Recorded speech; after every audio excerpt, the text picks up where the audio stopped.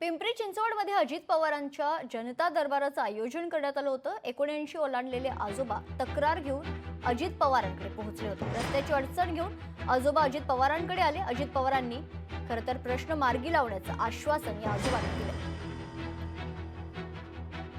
त्यांची मीटिंग झाली आमची एक तासभर, म्हणजे ऑफिस सोमवारी दर सोमवारी त्यांच्या मीटिंग होतात। त्या मीटिंगमध्ये मी अर्ज दिला आहे। त्यांनी आम्हाला पवारांच्या समस्या ऐकून घेतल्या। त्याच्यानंतर 3 वर्षानंतर आमच्याकडे आलेच नाही आणि येत नाही म्हणलं काय म्हणलं तुमच्या जोपर्यंत निवडणुका होत नाही तोपर्यंत आम्ही आमचे प्रश्न सुटणार नाहीत। प्रशासकांना हा मुद्दा सुटत नाही। तर तुम्ही निवडणुका लवकर या म्हणजे आमचे मार्गी लागतील। दादांनी काय शब्द दिला त्याच्या म्हणणे तुमचा जो काय प्रश्न रखडला आहे तो मी मार्गी लावतो। लोकशाही मराठी ऐका, पहा, जागरूक रहा।